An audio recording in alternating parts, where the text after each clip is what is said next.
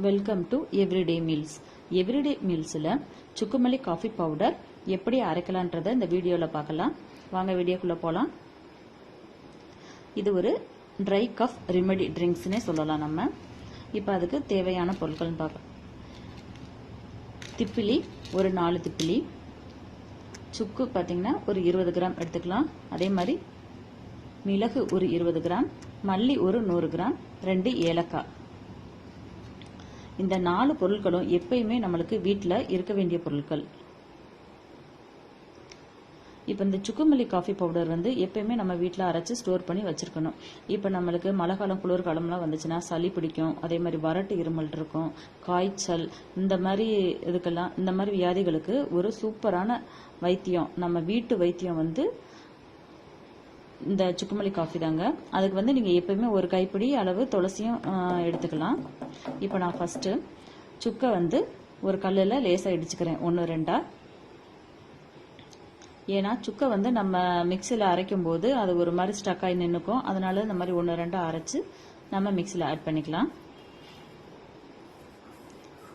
திப்பிலி நம்ம அதிகமாக சேர்க்கக்கூடாது. திப்பிலி 1-2 நம்ம ஆட் பண்ணாலே போதும்.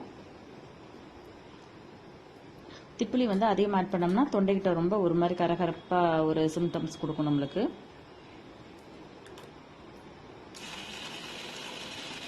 இப்போ அந்த காலத்துலலாம் பார்த்தீங்கன்னா நம்ம தாத்தா பாட்டி இவங்கெல்லாம் காஃபி டீயே நான் எடுத்துக்க மாட்டாங்க. அவங்க சுக்குமல்லி காஃபி மட்டும்தான் குடிப்பாங்க. அதனால தான் அவங்கெல்லாம் ரொம்ப நாள் இருந்தாங்கன்னே நம்ம சொல்லலாம். இப்போ இந்த பவுடரை நான் ஒரு பவுலில் ட்ரான்ஸ்ஃபர் பண்ணிக்கிறேன். இப்போ நம்ம அரைச்ச பவுடரை ஒரு பாக்ஸில் இப்போ ஸ்டோர் பண்ணி வச்சுக்கலாம். நம்மளுக்கு எப்பெல்லாம் தேவைப்படுதோ நம்ம அப்போ யூஸ் பண்ணிக்கலாம். நம்ம கடையில் வாங்குற பவுடர் சுக்குமல்லி காஃபி பவுடர் குவாலிட்டியாக இருக்குமா அப்படின்னு சொல்ல முடியாது.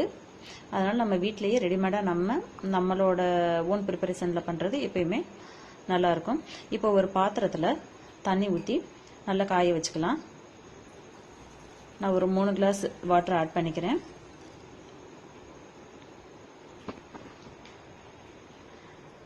தண்ணி லேசாக சூடானதும் ஒரு 3 ஸ்பூன் சுக்குமல்லி காஃபி பவுடர் ஆட் பண்ணிக்கலாம்.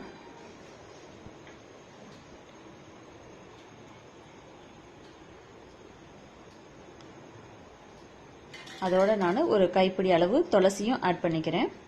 நீங்கள் இது கூட வெத்தலை, அதே மாதிரி தூதுவளை, ஓமவல்லி இலை எது வேணாலும் ஆட் பண்ணிக்கலாம்.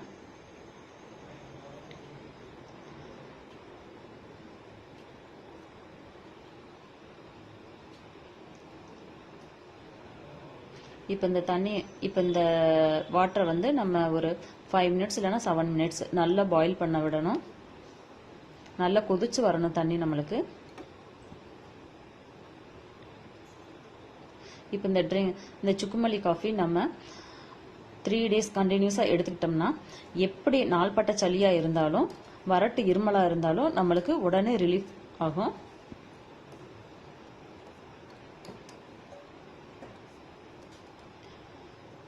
இப்போ பாருங்க நல்லா கொதிச்சு வந்துருச்சு.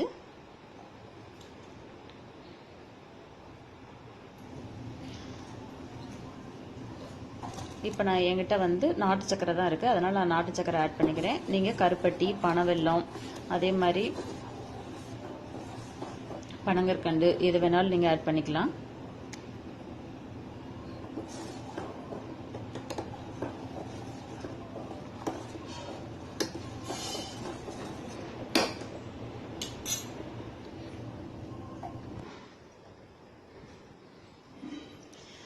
இப்போ நல்லா ஒரு 7 நிமிஷம் கொதிச்சதுக்கப்புறம் நம்ம வடிகட்டி எடுத்துக்கலாங்க.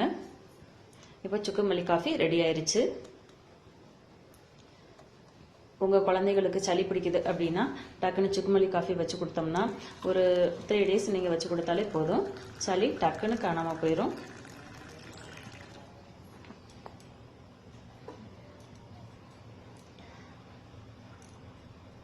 நீங்களும் சுக்குமல்லி காஃபி செஞ்சு பாருங்கள்.